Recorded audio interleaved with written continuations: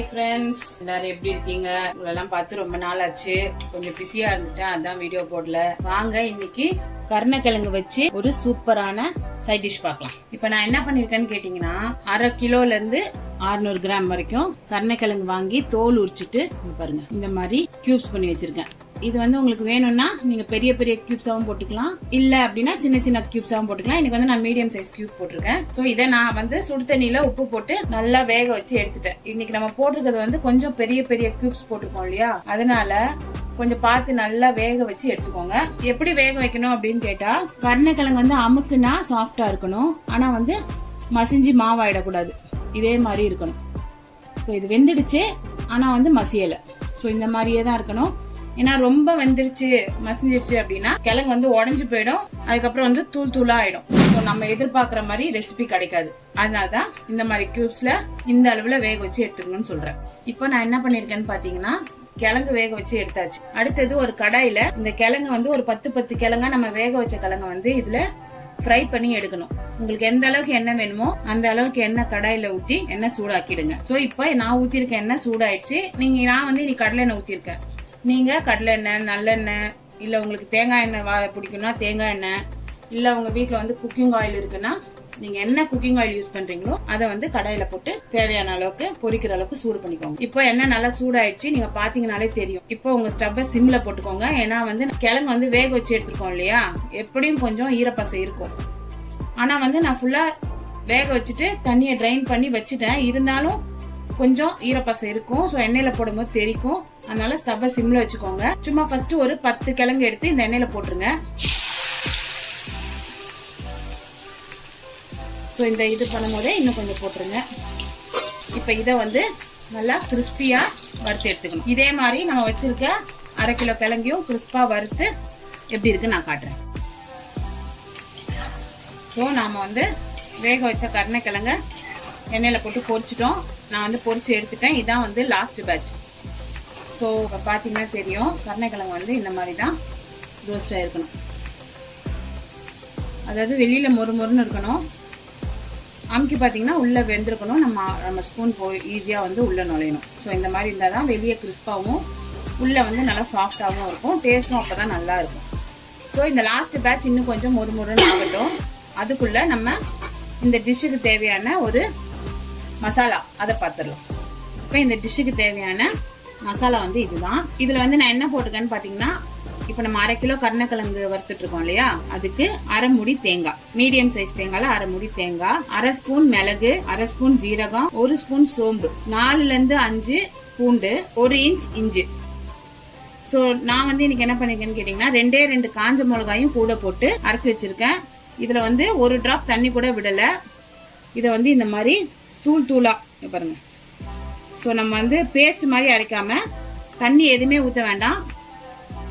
இந்த தேங்காயில இருக்க ஈரப்பசையிலேயே இது எல்லாமே வந்து நல்லா மசிஞ்சிரும். ஸோ எப்படி இருக்கு பார்த்தீங்களா, தூளா இந்த மாதிரி தூளா இருக்க மாதிரி நம்ம அரைச்சி வச்சுக்கணும். இப்போ நம்ம கருணைக்கிழங்க இந்த மாதிரி கிறிஸ்பா பொரிச்சு எடுத்து வச்சிருக்கோம். நமக்கு தேவையான மசாலாவும் ரெடி பண்ணிட்டோம். இப்போ நம்ம பொரிக்கிறதுக்கு எண்ணெய் ஊற்றி வச்சிருந்தோம் இல்லையா, ஸோ அதே கடாயில நமக்கு அந்த அளவுக்கு எண்ணெய் தேவையில்லை. நம்ம பொரிக்கிறது கொஞ்சம் ஜாஸ்தியாக ஊற்றிருப்போம், அந்த அளவுக்கு எண்ணெய் நமக்கு தேவையில்லை. அதுலேருந்து பாதி எண்ணெயை எடுத்துட்டு சும்மா ஒரு 1லேருந்து 1.5 டேபிள் ஸ்பூன் இருக்கும் இந்த எண்ணெய். இதை வந்து நான் இப்போ ஊற்றி வச்சிருக்கேன். ஸ்டவ் ஆன் பண்ணிடுங்க. இது வந்து ஏற்கனவே பொரிச்ச எண்ணெய் தான், அதனால ஆல்ரெடி சூடாக தான் இருக்கும்.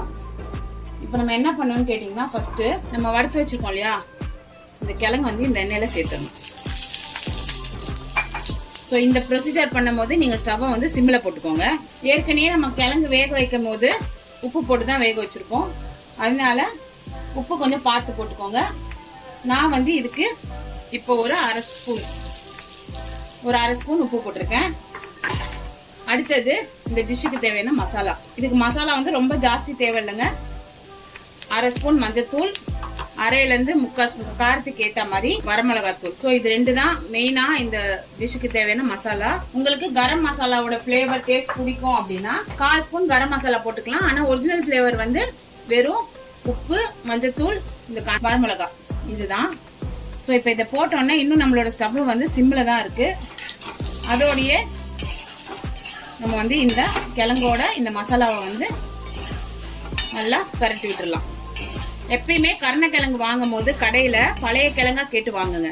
ஏன்னா புது கிழங்கு வாங்குனீங்க அப்படின்னா நம்ம என்னதான் அதை வந்து வேக வச்சு ரோஸ்ட் பண்ணாலும் தொண்டையில வந்து லேசா ஒரு அரிப்பு தன்மை மாதிரி இருக்கும். அதனால நீங்க கருணைக்கிழங்கு வாங்கும் போது மட்டும் நல்லா பழைய கிழங்கா வாங்கணும். பழைய கிழங்கா எப்படின்னா உள்ள வெட்டினோம்னா பிங்கா இருக்காம ஒரு மாதிரி லைட், ரொம்ப லைட் பிங்கா இருக்கணும், இல்லைன்னா ப்ரௌன் கலரா இருக்கலாம். அதுதான் வந்து பழைய கருணைக்கிழங்கு. ஸோ அந்த மாதிரி பார்த்து வாங்கிக்கோங்க.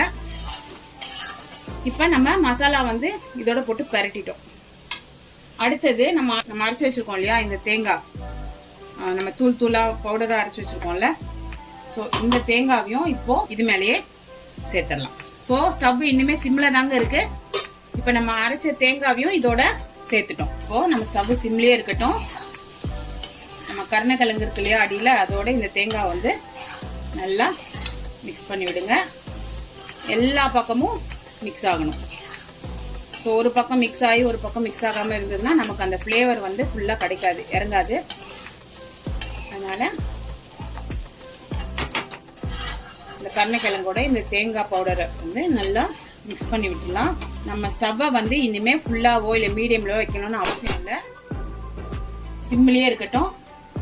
இப்போ இதை ஒரு பிளேட் போட்டு மூடிடலாம். நம்ம ஸ்டவ் சிம்ல தான் இருக்கு. இதை ஒரு மூடி போட்டு கரெக்டா 5லேருந்து 8லேருந்து 9 நிமிஷம், மேக்சிமம் 10 நிமிஷம் சிம்மிலேயே அந்த கருணைக்கிழங்கோட இந்த தேங்காய் வந்து ரோஸ்ட் ஆகட்டும். ரோஸ்ட் ஆனோன்னு பார்க்கலாம். ஸோ நம்ம கடாயை மூடி வச்சு கரெக்டா 8 நிமிஷம் ஆச்சு. கடாயை திறந்துடலாம். பாருங்க நம்மளோட டிஷ் வந்து இப்படிதான் இருக்கும். ஸோ ரெடி ஆயிடுச்சு. நம்ம என்னன்னு பாத்தீங்கன்னா இதுல ஒரு சொட்டு தண்ணி கூட விடணும்னு அவசியமும் இல்லை. ஸோ இது எப்படி இருக்கும் இதோட டேஸ்ட்னு கேட்டீங்கன்னா, நம்ம வந்து டெய்லி எல்லாம் சிக்கன் பண்ண முடியாது இல்லையா, சிக்கன் மட்டன் எல்லாம் பண்ண முடியாது. ஆனா இது வந்து ஒரு சிக்கனுக்கு ஈக்குவலான டேஸ்ட் கொடுக்குற கருணைக்கிழங்கு ரெசிபி. ஸோ கண்டிப்பா இதை உங்க வீட்டில் செஞ்சு பாருங்க. ஒரு நிமிஷம். ஸோ நம்ம ஸ்டவ் ஆஃப் பண்ணிட்டு மேலே கொஞ்சம் கருவேப்பிலை போட்டுடலாம். ஸோ அவ்வளோதான். இங்கே பாருங்க நம்மளோட டிஷ் எவ்வளோ கலர்ஃபுல்லாக எவ்வளோ டேஸ்டியாக ரெடி ஆயிடுச்சுன்னு. ஸோ நம்ம போட்ட இந்த கருவேப்பிலையை இதோட பரட்டி விட்டுடலாம். பரட்டி விட்டு மூடி வச்சிருங்க. அவ்வளோதான். நம்மளோட இந்த டிஷ்ஷுக்கு என்ன பேர் வைக்கலாம்? கருணைக்கிழங்கு பொடி மாஸ்ன்னு வச்சிடலாம். ஸோ நம்மளோட டேஸ்டான கருணைக்கிழங்கு பொடி மாஸ் ரெடி. இந்த டிஷ்ஷை கண்டிப்பாக உங்கள் வீட்டில் செஞ்சு பாருங்க. குழந்தைங்களுக்குலாம் ரொம்ப பிடிக்கும். சாப்பாட்லேயும் போட்டு பரட்டி சாப்பிட்லாம். சாம்பார் சாதம், தயிர் சாதம், ரசம் சாதம், வெரைட்டி ரைஸு எல்லாத்துக்குமே இது வந்து சூப்பராக சைட் டிஷ்ஷாக ஆப்டாக பொருந்தும். ஸோ இந்த டிஷ்ஷை உங்கள் வீட்டில் செஞ்சு பாருங்கள். பிடிச்சிருக்கு அப்படின்னா கமெண்ட் பண்ணுங்கள். கண்டிப்பாக நம்ம சேனலை லைக் பண்ணுங்கள், உங்கள் ஃப்ரெண்ட்ஸோட ஷேர் பண்ணுங்கள். மெயினாக அந்த சிகப்பு கலரில் ஒரு சப்ஸ்கிரைப்னு பட்டன் இருக்கும், அதை டச் பண்ணுங்கள். பக்கத்தில் இருக்க பெல் ஐக்கானை கிளிக் பண்ணி வச்சுக்கோங்க. ஸோ நம்ம நெக்ஸ்ட் வீடியோவில் மீட் பண்ணலாமா? பாய்.